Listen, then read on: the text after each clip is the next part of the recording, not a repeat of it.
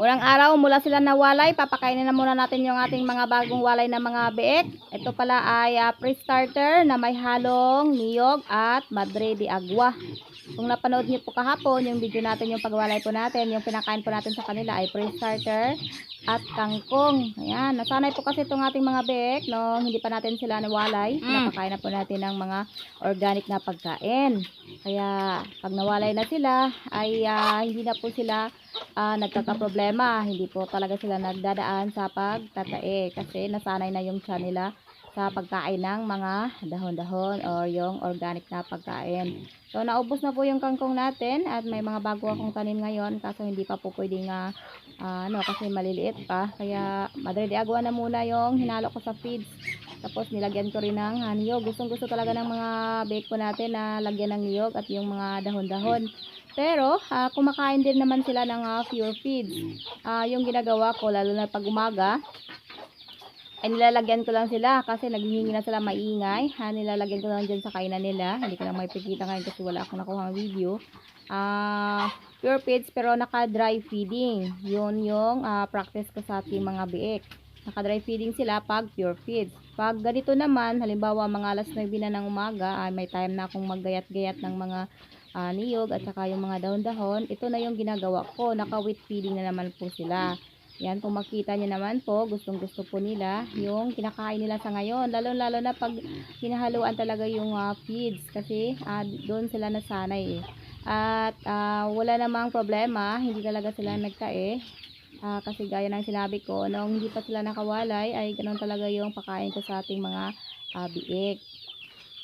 Yung iba nahihirapan magpakain ng feeds sa mga bagong walay na biik. Pero itong sa akin,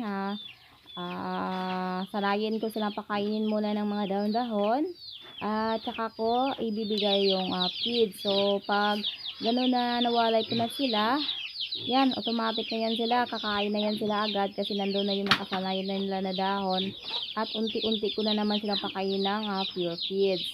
Yan, para hindi po ako mahirapan. At the same time, medyo nakakatipid ako kasi ang mahal-mahal po ng pagkain ng mga biik, lalong-lalo na yung booster, nasa 92 yung per pack nun. Tapos yung first starter naman, pinapakain ko yon habang hindi pa sila nakawalay. Konti lang yung pinapakain ko na booster, tapos saka na ako mag pre-starter na agad. Mga 60 plus yung kilo ng pre-starter, so mas nakakalas ako. Tapos the same time pinapakain, pinahaluan ko pa ng mga dahon-dahon. So okay naman po yung tubo na aking mga biik, mga ka-farmer. Okay naman, sinanay ko talaga to silang pakainin kasi baka hindi po benta yung aking mga biik. At least nasanay ko na silang pakainin ng mga organic na pagkain. Ayan, at least hindi po na sira yung tubo nila. So kumakain din naman po sila ng pure feeds kung gusto po natin na wala tayong time na maggayat, kumakain din naman po sila. Tapos may tubig din sila. Sa ngayon naman pala, pakain po ako dito sa aking mga manok. Nakapagbenta na po ako nung nakaraang linggo. Tapos sa ngayon, nasa 30 plus mahigit yung ating malilit na sisiw. Wala pa dito yung iba kasi naka-free range sila. Hindi pa kasali yung mga nasa half kilo na mga manok na yan, yung nakikita nyo. So, yan. Ito lang po yung pinagkaabalahan natin dito habang nasa bahay. Yan lang po muna yung update natin. Happy farming po sa lahat.